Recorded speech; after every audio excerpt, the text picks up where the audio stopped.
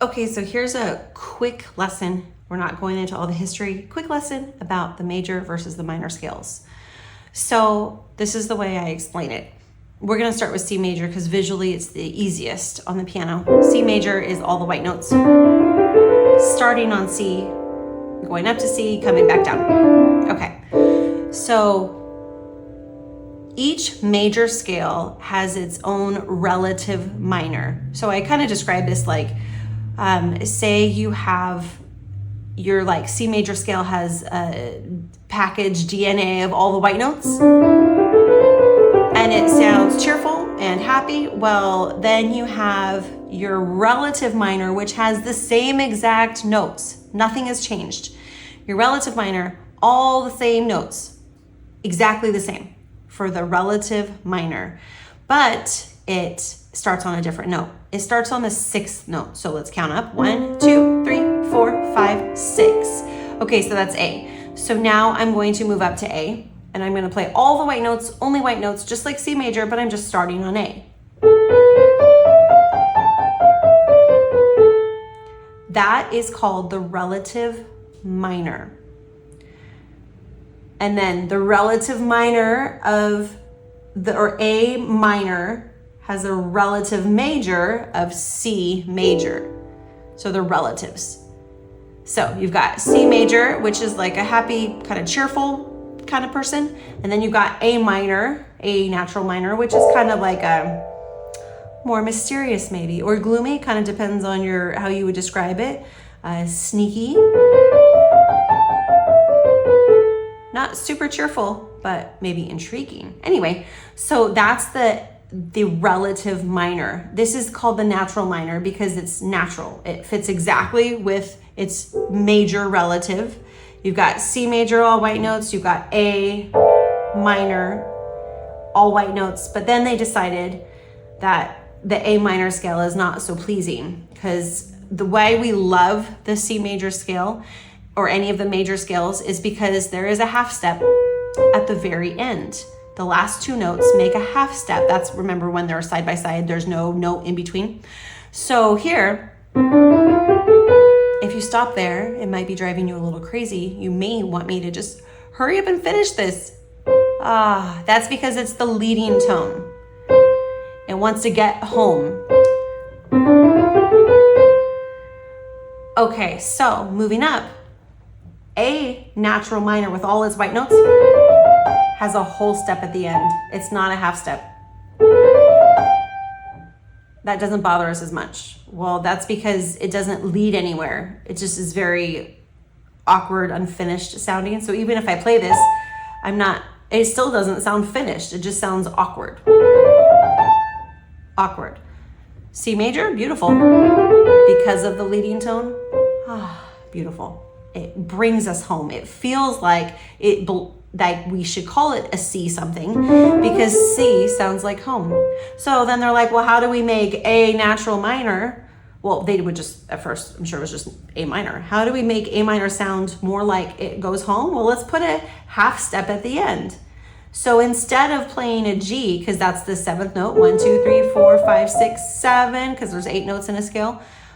Instead of playing a G, let's make a G sharp. So I'm going to keep using both hands so you can visually see it. So instead of a G sharp, or instead of a G, we're going to play it G sharp. Interesting. Oh, now we want to go home. Much better. It's still a little mysterious or sad or melancholy or spooky. Kind of just depends on how you hear it and how you'd like to describe it. But those are all descriptions of the minor versions. So now you've learned 2 different versions of the minor scale. You've learned the natural version, which matches the major scale note for note. Absolutely no changes. It starts on the 6th note of the major scale. Now you've learned, they called it the harmonic minor. Why? It's because essentially it makes the harmonies. Harmonies, remember, when you have more than one note stacked up on top of each other, playing or singing or whatever, multiple different notes going on at once. So this sounds more beautiful when you're using chords and things like that. So they called that the harmonic minor scale. So then they decided that's not enough. We need something for melody. Let's call it the melodic minor scale, but let's change it. So they went back. I mean, I wasn't there, to be perfectly honest, but this makes common sense to me. I'm assuming someone went back and they studied why we like the major scale so much. Well, the major scale at the end, remember it's a whole step, half step. You've got a whole step, you've got another whole step right here, and then a half step. So the last three notes make up a whole step and a half step. Well, we really think that is beautiful in music. And so why don't we just apply that to the A natural minor scale?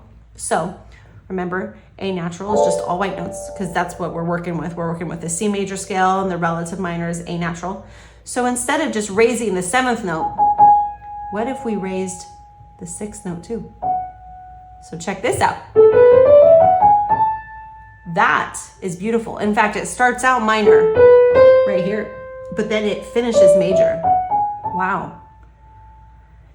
Now, going up, you raise the 6th and 7th, but they decided the melodic scale needs to not have those raised notes coming down. So you undo them coming down. That's right. This one I always call with my students like a kind of like someone who maybe can't make up their mind, or who, wants to go one way and then, oh wait, no, let's do this. Like just maybe a little scattered. When you're feeling scattered, this is the scale for you because it changes a lot. So going up, you raise the 6th and the 7th notes. 1, 2, 3, 4, 5. Normally you played F, now you're gonna play F sharp for the 6th note. Normally you played G, now you're gonna play G sharp. Going up. Coming down, you undo it all. It becomes the natural minor coming down. So there you have it. I'll use my right hand so you can see the fingering. So the fingering is different for each of the scales depending on if it's starting on a white note or a black note. So the fingering is different, but note-wise, that's how you figure it out. You go to the major scale, or if you know what the major scale is, you're going from the major scale. You go to the 6th note, so we're on C. There's the 6th note, and now that's where we're gonna start our minor. And when I have my students practice, I recommend practicing all three. If you do things like Certificate of Merit and other like evaluation platforms, like Piano Guild, sometimes they have you, or often, you only play the harmonic version, which I think is a detriment because mentally, I think it's better to think of the natural first, the original, the one that completely matches the same DNA as the major, so natural. Then you go right into the harmonic. Raise the 7th note. It sounds very Aladdin-ish, and there's an awkward stretch in your fingers, just a heads up. And then you go to the melodic.